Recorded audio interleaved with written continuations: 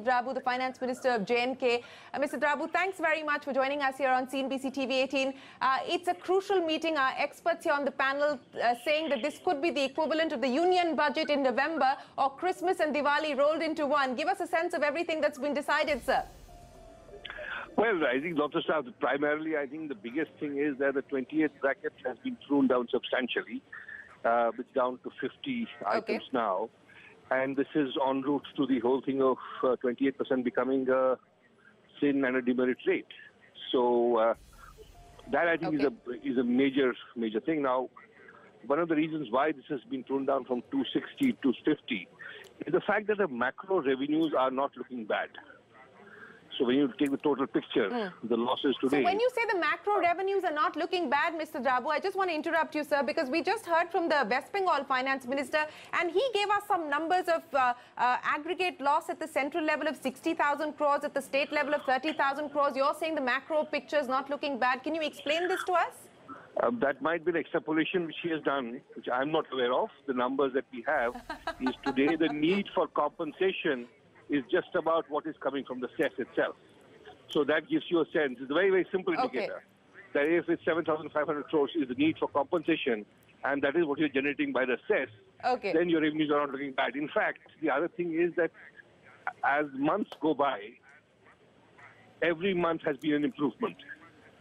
So depending on what view you take,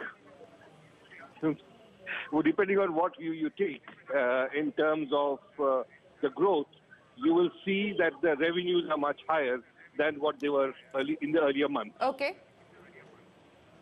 So based on our understanding that you're giving us, that the macro picture is not looking bad.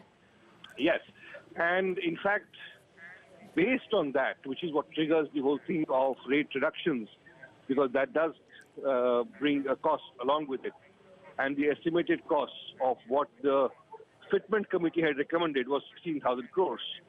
But then the GST Council added a few more items to it. 12 more were dropped off from the 28 list, taking the cost about 20,000 crores. So that 20,000 crores then is really, is what is the loss emerging out of the rate reduction and pruning of the 28% list. Mr. Drabu, I want to get some important clarifications from you, sir, because there was a pending decision on what happens to the rate on restaurants, sir. I'm given to understand that it is 5% for all non-5-star restaurants without input tax credit. Is that accurate, sir? Yes, it is. Yes, it is. So I think... It is. So it is 5% for... For all standalone restaurants which don't fall in the category of 7,500 room rent, which is the equivalent of, there's no category of 5 stars in the GST regime. So any hotel that has a room, has a restaurant, which is room tariff of 7,500, will still be 18% with ITC. Rest, everybody else is at 5%. So in some way, without for the restaurant ITC. sector, yes. For the non-restaurant segment, it has become a universal composition scheme, effectively. A 5% and that's it.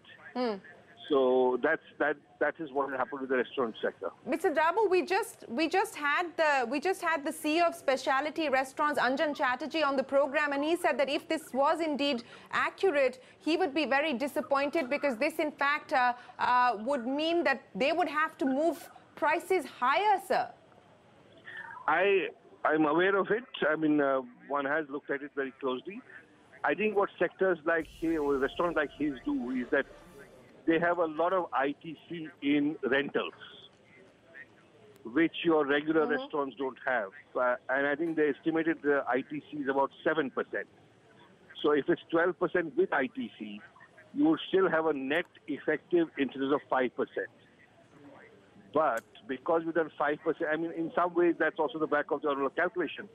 But you're right, that's a view that will emerge from the industry. But I think there's also a view that will emerge from the customer. The biggest thing, I think, which has happened with the restaurant sector is once the rates were dropped from 28 to 18%, there was no change in their tariffs. I think that's a big sore point with the GST Council. Because a lot of the kind of bad optics and bad press that the GST regime has got is because of the impact of what the customer felt after he had a meal somewhere. The old rates were suddenly tagged on with another 18%. And that has in some way been a very important point in communicating that GST has caused a rise in the pricing. So had they been fair and played fair and square, they should have dropped the rates. Okay. Mr. Drabu, very quickly, sir, on the composition scheme, what have been the decisions? We are given to understand the threshold has been hiked to 1.5 crores and capped at 2 crores, sir. Also 1% for manufacturers and traders. Yes. So one is the possibility that you may subsequently need to, because we'll have to make a change in the law to allow it to go to above 1 crore. So it's been hiked to 1.5 at the moment with an enabling hike of cap of 2 crores. And restaurants are out of the composition scheme for this moment. And it's for manufacturers and traders, it's 1%. No interstate trade sales allowed, no ITC allowed.